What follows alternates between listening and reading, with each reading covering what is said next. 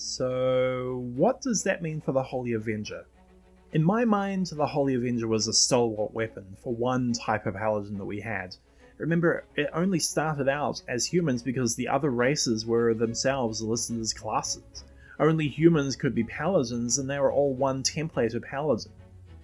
But in the 3rd edition of D&D, they could be any race, but they still only had the one class. And in 3.5, the sword became cold iron, which meant just picking it up as a pixie paladin was going to be a bad idea, and probably was on purpose, come to think of it, because the idea of a pixie paladin is terrifying. The 4th edition was still generic, and then so were a lot of the magical items. If there's something I don't appreciate about 4th edition, it's that they carted over the phrase best in slot from MMOs, unironically. But in 5th edition we have a lot of paladin subclasses, some of which are paladins in name, but definitely not in traditional theme. In 3.5 we had the sword that damaged Fae, now we have the paladin that protects Fae. We have a player subclass where you can have given your oath the middle finger and now you're the anti-hero. We have the one where you're just not out to do good for good's sake, but to make a name for yourself, and another where you're just following orders. And in all this, every paladin wants a Holy Avenger, which, unlike the diversity prevalent in the classes, is the same no matter which subclass you are. And why? Why would a Glory Paladin want a sword that provides advantage on saving throws for people who aren't them? Especially as it's a clear property of the sword instead of their own prowess. Why does the Oathbreaker want to give their allies advantage, especially as it personifies a kind of camaraderie and teamwork that they likely turn their backs on to become an Oathbreaker in the first place? More importantly, why would the DM want to give you this? It's an ability that gives you advantage and allies advantage on saving throws against magical effects when the Paladin class itself already gives that. Already gives the charisma bonus of Paladins. It's so difficult to get past that. Today I'm going to take what we've learned from the previous few lectures and create a new Holy Avenger subtype that I think works well with each subclass philosophy.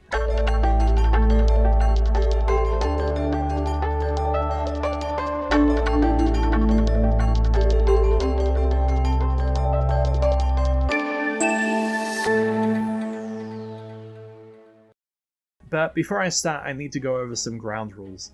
The first is less a ground rule and more a disclaimer. Although I am a dungeon master and very capable of creating magical items for my players, for my campaigns, I'm not an official creator, so I'm not sure how balanced these items will be. These aren't official, so definitely talk to your DM before you use them. The second rule is that they need to be specific rather than superlative. What I mean is, you don't want to create anything that will have an overpowering effect on the future fights. The current Holy Avenger, I already talked about this, the current Holy Avenger gives you advantage on saving throws, and this is in addition to the charisma bonus aura that you provide. The Holy Avenger is practically telling the players not that the DM won't include any monsters with spell saving throws because bounded limits means the DCs will likely be superficial. The Holy Avenger as it stands is superlative. It is powerful in almost all situations. The Holy Avengers I want to make will instead be specific, amazing in some situations, but otherwise just a good addition to the Paladin class in any other. The third rule is the simplest. A Holy Avenger should match the subclass theme and be fun. It shouldn't get bogged down in stats and shouldn't punish the player. Think of Rule 3 as a collection of niggly rules. The Oath of the Ancients is as old as the race of elves and the rituals of the druids. Sometimes called Fey Knights, Green Knights, or Horned Knights, paladins who wear this oath cast their lot with the side of the light in the cosmic struggle between darkness because they love the beautiful and life-giving things of the world, not necessarily because they believe in principles of honor, courage, and justice. That's what it says. Their oath's tenets are to be the light of mercy, kindness, and forgiveness, to shelter the light against wickedness, to delight in song and laughter and be a beacon to all who would live in ugliness and despair. Your subclass gains the ability to turn fiends and fae like a cleric would undead. You gain an aura of resistance to damage from all spells. Nature will protect you from death once a day, and you gain immunity to aging. Your 20th level transformation gives you Regeneration 10, Quickened Paladin spells, and enemies have disadvantage on saving throws versus your Paladin spells and Channel Divinity options. The Fey Paladin is to be a paragon of beauty and mercy, to inspire others by their own light, and to protect the natural world and all that flourishes within its care. But it also enhances the magic of the old primal ways, and its warding and distrust of new and esoteric magics, and in its life-giving and life-affirming defenses.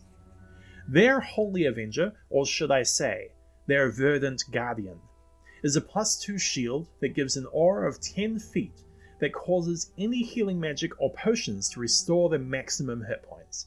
If the Paladin is 17th level or higher, this aura extends to 25 feet. The Oath of Conquest calls the Paladins, who seek glory in battle and subjugation of their enemies. It isn't enough for these Paladins to establish order, they must crush the forces of chaos.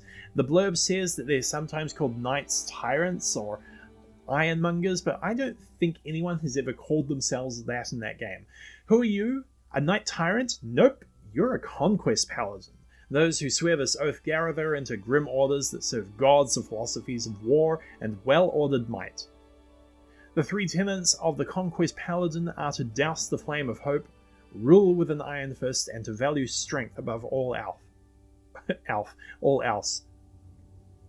The class abilities emphasize a manifestation of fear and an aura that enhances the penalty of that fear, making them frozen in a terror that assaults the mind with psychic damage. Charisma is emphasized with Scornful Rebuke, which gives you a Thorns ability, and at level 20 your ultimate form is one that gives you resistance to all damage, a bonus attack, and a crit range of 19 to 20. A lot of the Oath of Conquest spells that are spells that demand obedience, from command and hold person to dominate beast in person. Their theme is that of implacable doom, inevitable defeat, and the fear of the oncoming storm. Their Holy Avenger, or should I say their Divine Subjugator, is a +3 weapon. Its aura of 15 feet gives disadvantage on the first saving throw to resist a Conquest Paladin spells. If it's held by a Conquest Paladin of 17th level or higher, this aura increases to 30 feet, and their Scornful Rebuke damage increases by 3. The Oath of the Crown is sworn to the ideals of civilization, be it the spirit of a nation, fealty to a sovereign, or service to a deity of law and rulership. The Paladins who swear this oath dedicate themselves to serving society and, in particular, the just laws that hold society together. The tenets are like something out of Robocop. Respect the law, your word is your bond, do what must be done to maintain order even against overwhelming odds, and take responsibility for the consequences of your actions. This oath allows you to challenge another so that they can't run from you, heal injured creatures around you, take damage meant for another and take it yourself instead, and gain advantage on saving throws versus paralysis and stun effects. Your ultimate form is resistance from non-magical weapons. Allies have advantage on death saving throws, and you and allies have advantage on wisdom saving throws. Because the theme of the Crown Paladin is to stay standing against any foe and to allow your allies the best chance to save the day, your Holy Avenger, or should I say, your Divine Tenacity, is a +2 shield that has a 10-foot aura affecting you and your allies within. While within this aura, characters do not go unconscious at 0 hit points and can continue fighting, but must continue to make death saving throws during this time. If they leave the aura, they fall unconscious at the end of their next turn. At 17th level, this aura extends to 25 feet. The Oath of Devotion is the Be a Paladin like the older times subclass. The subclass would use the Holy Avenger as it is in the DMG, though I would call it the Celestial Adherent, for reasons I'll give later. Paladins who take the Oath of Glory believe they and their companions are destined to achieve glory through deeds of heroism. They train diligently and encourage their companions so they're all ready when destiny calls. Their tenets are to be known by their actions instead of their words, that all challenges are tests to be overcome, that their body must be perfected, and that all this is achieved through self-discipline. Their spells encourage themselves and others to do better, understand more, strike truer. They can channel the divine perfection of the gods to give them advantage on strength and dexterity checks, to give others temporary hit points, to quicken your speed and those of allies near you in combat, and you can increase the AC of an ally or yourself just before you're hit with an attack. Your ultimate form gives you advantage on charisma checks, gives you the ability to say a weapon attack hits instead of misses, and you get to re-roll failed saving throws. The oath is to be a paragon on mortal kind and to inspire others with your perfection. So your Holy Avenger, or should I say, your Divine Majesty, is a +3 spear.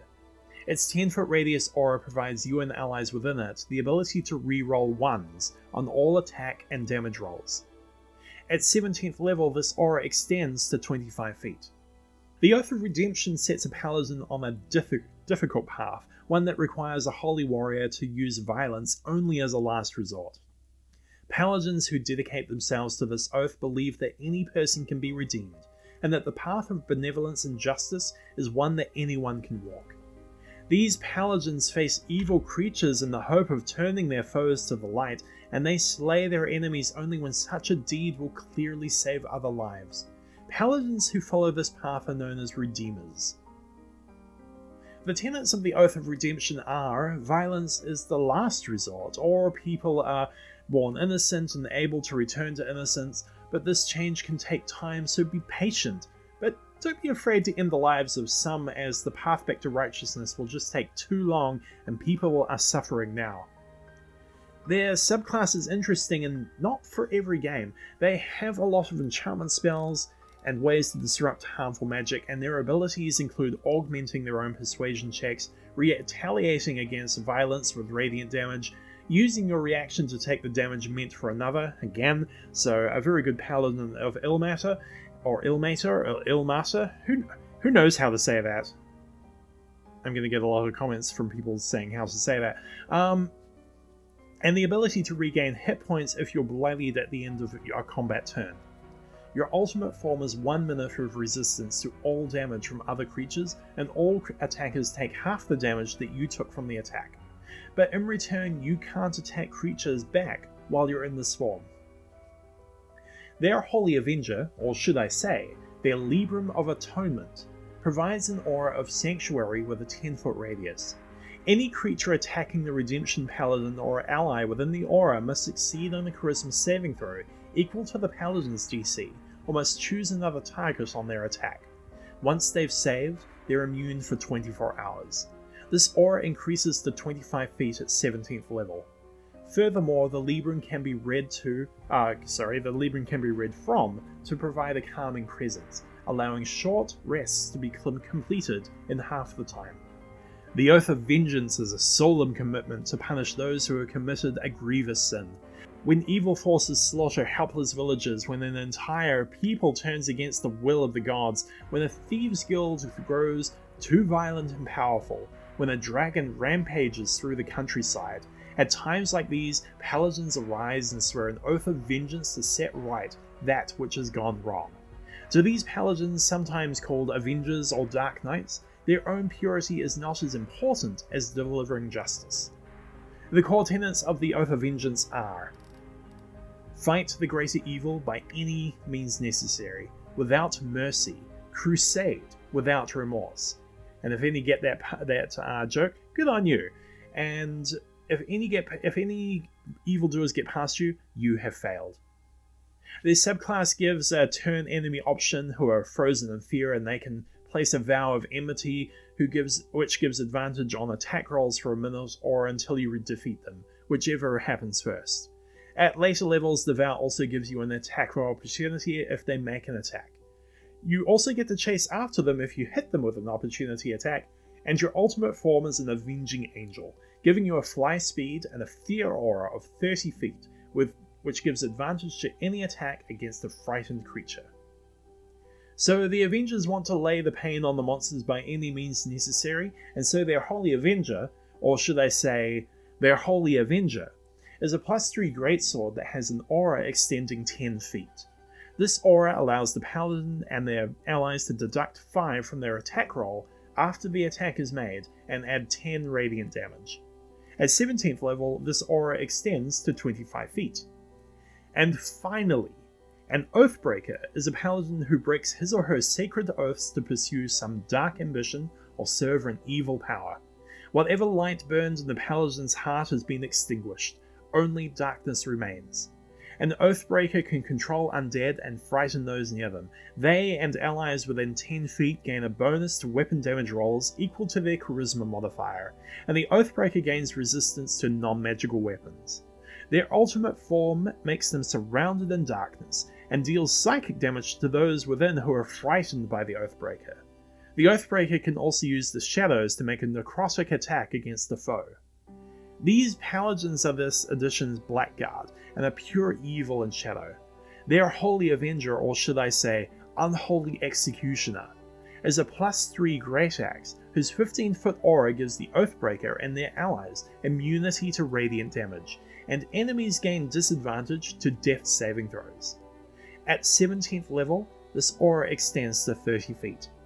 Like the characters, magical items don't have to all be the same.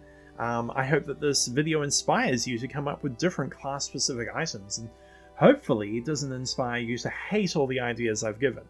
But if you've got any questions or any comments, that's what the comment section is for. Thank you for listening, like and subscribe, and to be continued.